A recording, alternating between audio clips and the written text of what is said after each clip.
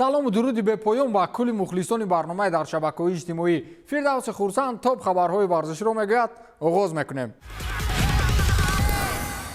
ахиран дар мавзӯи кашмакашиҳои Усмон Дембеле сармураббии даста Хави Эрнандес ғалаба кард. То имрӯз дохили бошгоҳи каталонӣ сари мавзӯи ояндаи Дембеле баҳсу ҷанҷолҳо идома дошт ва даста низ аз нозу бозор ва ноҷуриҳои интизомии футболбози мазкур хаста шуд, ки дар ниҳоят ба ҳар василае роҳҳои аз фаронсавӣ халос шуданро меҷуст. новобаста аз он ки раҳбарияти бошгоҳ аз дасти футболбози мазкур ба қавле ҷонаш ба лабаш омада буд, вале сармураббӣ Хави Эрнандес мисле ки ба ӯ ҳоло ҳам боварии сахт дошт ва раҳбариятро маҷбур сохт, ки Дембелеро дар даста нигоҳ доранд. ба истилоҳе гапаш гузашт ва имрӯз хабари расман тамдиди шартномаи ҳамкорӣ намудани футболбоз бо дастаи Барселона сархати расонаҳои иттилоотӣ шуд.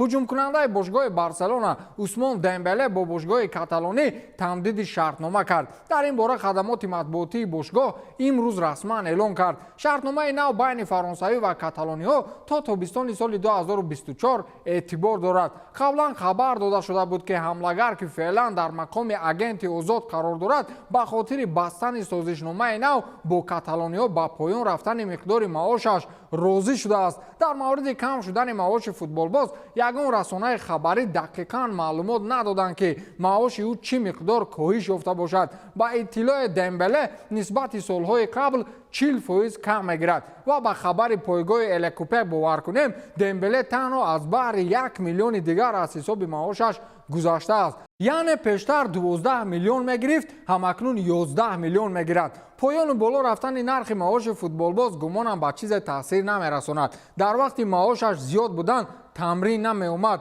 дигар акнун гумонам тамоман аз хоб намехезад. хариду фурӯши баъзе дастаҳо мисли хариду фурӯши занҳо дар бозор аст. чӣ хеле ки баъзе занҳои моро муҳофизони бозор соати 5 бегоҳ маҷбур ва бо ҷангу ҷанҷол аз дарвоза берун мекунанд ку, аммо баъзе дастаҳои дигар бисёр фикр намекунанд. мисли мардҳо дар аввали саҳар савдо менамоянд, баъд дар як гӯша нишаста тамошо мекунанд. реал мадрид дид, ки ягона мақсадаш трансфери Мбаппе номуваффақ шуд, дарҳол рафт Чуамени ва Антони Рюдигерро харидорӣ кард ва акнун дигар кор надорад, ки ки ба куҷову ба кадом нарх меравад. сармураббии Реал Мадрид Карло Анчелоти гуфт, ки бошгоҳ дигар дар бозори трансферӣ ширкат намекунад. ман намехоҳам дар бораи овозаҳои трансфер дар атрофи даста суҳбат кунам, аммо ба шумо хабар медиҳам, ки дар ин тобистон мо дигар ҳеҷ касро хариданӣ нестем. бошгоҳ аз ҳисоби футболбоз ба қадри кифоя таъмин аст. иқтибос меорад марка аз суханони Карло Анчелоти. Реал Мадрид тобистони соли ҷорӣ Аурелен Чуамени ва Антони Рюдигерро ба ҳайати худ ҷалб сохт.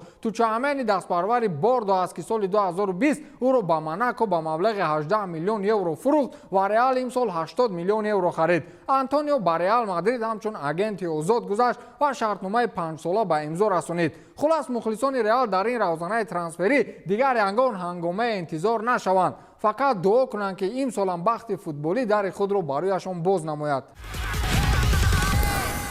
ман намедонам воқеан миёни бошгоҳи Челси ва Ромелу Лукаку чӣ гап буд, вале футболбози белгиягӣ аз ин даста он гуна баромад, ки гӯё аз зиндон халос шуда бошад. ҳамин қадар хушбахте аст, ки аз хурсандӣ ҳар рӯз дар саҳифаи инстаграми худ ба истилоҳ постҳои аҷибе мекунад. лондониҳо ҳам дигар шаҳр надоданд, ки дар миён чӣ гапе гузашт, ки дар рӯҳияи ҳар ду тараф як нав норозигӣ ва малол аз якдигар эҳсос мешуд.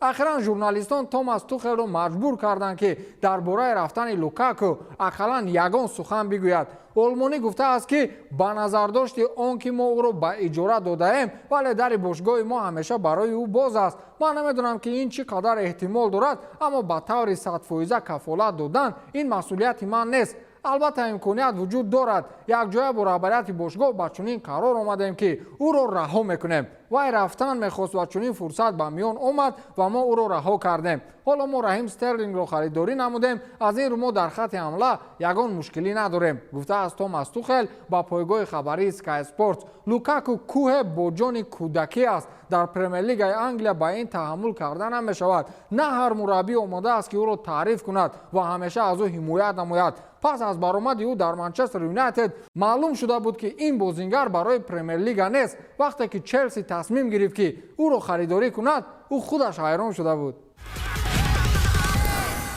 аз ҳама замони безеби карьераи варзишӣ аз рӯи сину сол яку якбора рӯ ба таназзул ниҳудан аст инсонро дилмонда мекунад. Масалан, замоне дар минбарҳои калони топ дастаҳои ҷаҳонӣ бо бозии олӣ мардумро ба по мехезонӣ ва оҳиста оҳиста бо мурури замон дар он ҷое бозӣ мекунӣ ки ба шумор мухлис дорад. гап сари Сес Фабрикас меравад ки як вақт ҳатто бо Мессии нобиға бозӣ мекард ва дар шӯҳрат аз чунин сатҳи футболбозон ҳеҷ камие надошт. Барселона, Арсенал, Челси, Монако ва инак хуш омадед ба як дастаи чемпионати дуюми Италия, яъне серия Б. нимҳимоятгар Сес Фабрикас дар дивизиони дуюми Италия бозӣ мекунад. ба гуфтаи инсайдер Ҷанлука Ди Мартио, нимҳимоятгар ба дастаи Комо шартномаи 2 сола ба имзо мерасонад. футболбози испанӣ дар равзанаи трансферӣ чанд пешниҳод дошт, вале Денис Уайс, директори варзишии бошгоҳи Комо ва собиқ капитани Челси, Фабрикасро водор кард ки вариантро интихоб намояд. худи Фабрикас ҳам мехост то дар Италия бозӣ кунад.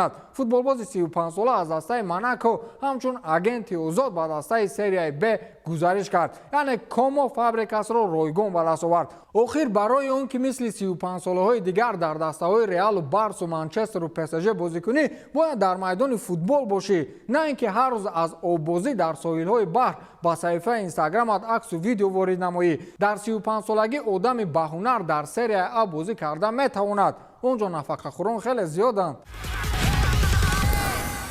Криштиану Роналдо аз баҳри пул гузашт ва чӣ гунае ки дирӯз гуфтем таърихро интихоб кард. ин футболбоз мехоҳад номи худро аз феълияш зиёдтар дар таърих навишта намояд. ӯ пешниҳоди шайхҳои арабро рад кард. ҳамлагари португалии бошгоҳи Манчестер Юнайтед Криштиану Роналдо пешниҳоди гузариш ба дастаҳои футболи Арабистони Саудиро рад намуд. дар ин бора пойгоҳи хабарии ESPN хабар медиҳад. ба иттилои манбаъ, саудиҳо ба ин ҳамлагар шартномаи 2 соларо ба маблағи умумии 275 миллион евро пешниҳод карданд, аммо португалӣ ба ин вариант таваҷҷӯҳ надошт, зеро ӯ мехоҳад дар Аврупо бимонад. қаблан хабар дода шуда буд ки ҳамлагар нақша дорад ба бошгоҳе ки дар Лигаи Чемпионҳо бозӣ мекунад гузариш анҷом диҳад. охир ягон бошгоҳи аврупоӣ ӯро ба қавле ба гардан намегирад. ҳамаашон аз Роналду мегурезанд. ҳоло ҳам шонс дорад ки ба Манчестер Юнайтед баргардад вагарна рост ба назди Сес Фабрикас. ба ҳамин тамом, то дидори навбатӣ, хайр.